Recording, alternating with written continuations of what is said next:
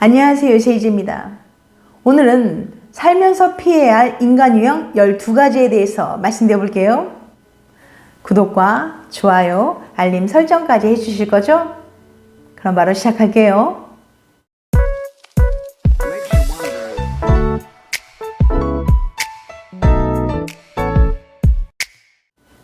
지식 생태학자로 알려진 유영만 한양대 교육공학과 교수는 책 이런 사람 만나지 마세요를 통해 인생에서 살면서 피해야 하는 사람 유형을 소개했는데요. 유 교수는 대부분 스트레스는 인간관계에서 온다. 나의 모습도 서로의 관계 사이에서 형성되고 표출된다. 따라서 나를 바꾸려면 내가 만나는 사람을 바꿔야 한다고 말했습니다. 오늘은 유 교수가 말하는 내용을 바탕으로 살아가면서 전혀 도움이 되지 않는 반드시 손절해야 하는 인간 유형에 대해서 말씀드려 볼게요. 살면서 꼭 피해야 할 인간 유형 12가지. 첫 번째, 귀 막힌 사람. 귀를 닫고 듣지 않는 사람은 상대가 무슨 이야기를 해도 이미 자기 안에 답을 갖고 있습니다. 타협하거나 재고의 여지를 두지 않죠. 따라서 내 이야기를 업신여기거나 깔보는 경우도 생깁니다. 내가 귀하게 대접받으려면 다른 사람의 이야기에 귀를 기울여야 합니다. 두 번째, 필요할 때만 구하는 사람. 필요할 때만 사람을 구하려는 이들은 모든 인간관계를 거래로 보는 경향이 있습니다. 사람 자체를 자원으로 보기 때문에 언제나 자신이 필요할 때만 나타납니다. 정작 내가 만나야 할 때 그 사람은 시선을 회피하거나 그 자리에 없을 경우가 많죠. 필요할 때만 찾아오면 정작 그것을 얻을 수 없습니다. 세 번째, 단점만 지적하느라 장점을 볼 시간이 없는 사람.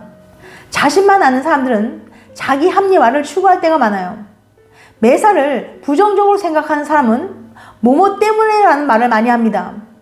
반면 긍정적으로 사고하는 사람은 뭐뭐 덕분에 라는 말을 주로 씁니다.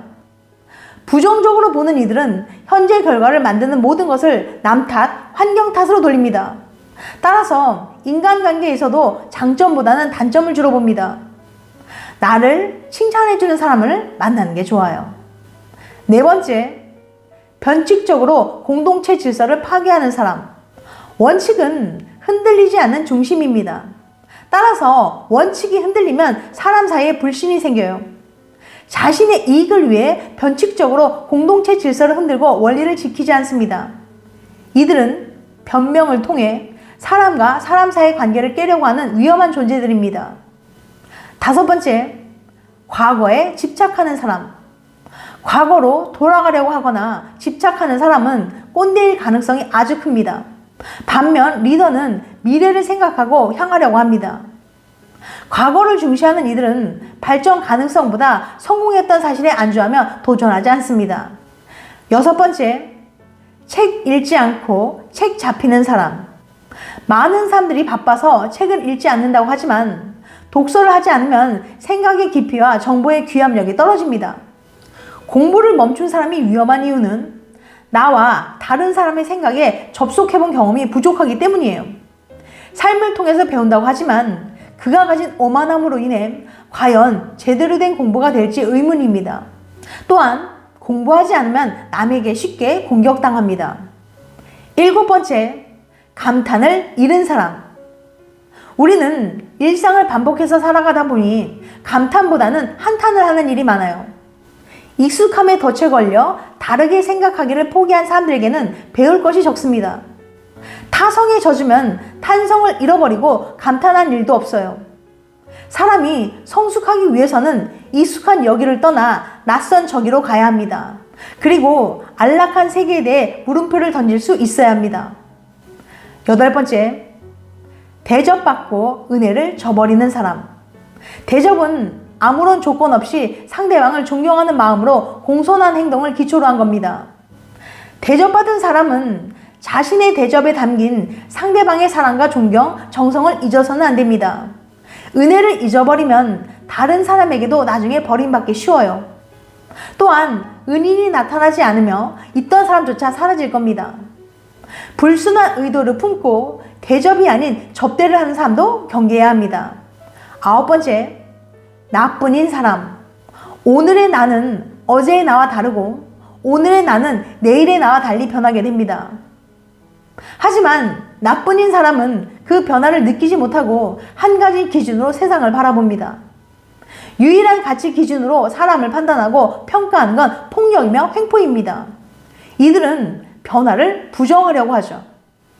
10번째, 365일 과시형.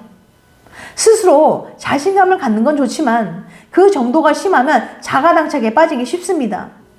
과시가 길어지면 도리어 가벼워 보이고 꼰대처럼 보일 수도 있어요. 그리고 과시하는 이는 스스로 돌아보지 않는 편이며 과시는 무시를 불러오고 멸시를 낳습니다. 끝으로 유교수는 우리의 인간관계는 의도치 않게 이루어지는 경우가 많습니다. 피해야 할 인간관계 유형의 사람들은 잘 파악해서 내 시간과 노력을 투자하는 일이 적도록 해야 한다고 강조했습니다.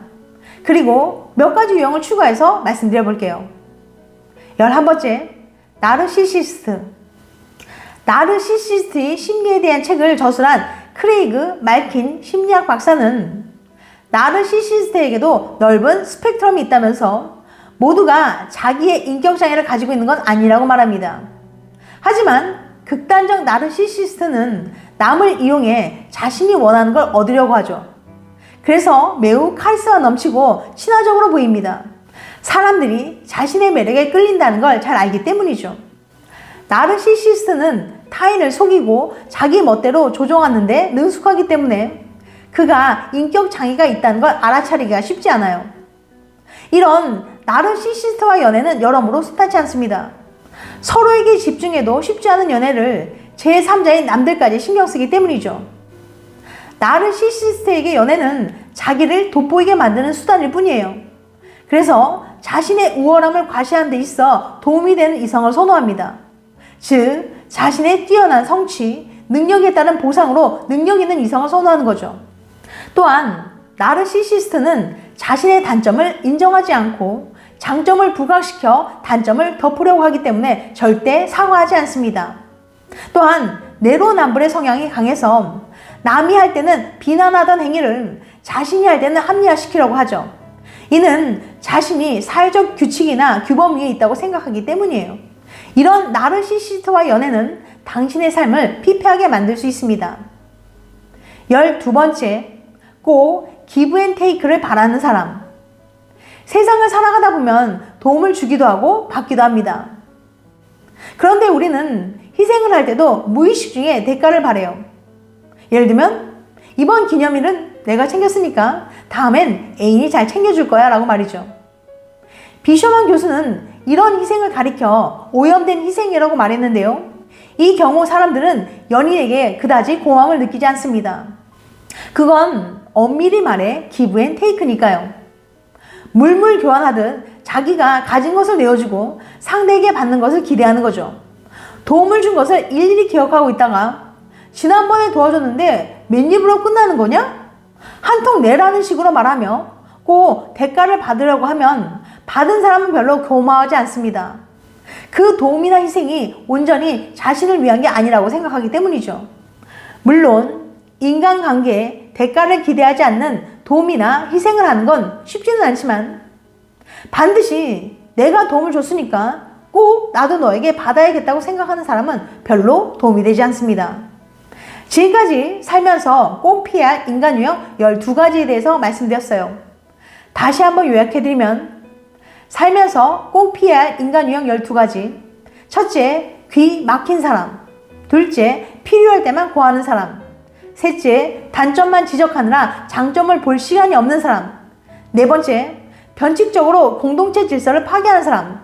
다섯 번째, 과거에 집착하는 사람. 여섯 번째, 책 읽지 않고 책 잡히는 사람.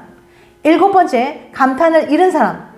여덟 번째, 대접받고 은혜를 저버리는 사람. 아홉 번째, 나뿐인 사람. 열 번째, 365일 과시형. 11번째, 나르시시스트. 12번째, 꼭 기브앤테이크를 바라는 사람. 다음엔 더 재밌고 유익한 영상을 찾아뵐게요. 끝까지 시청해줘서 감사합니다. 다음에 또 봬요. 안녕.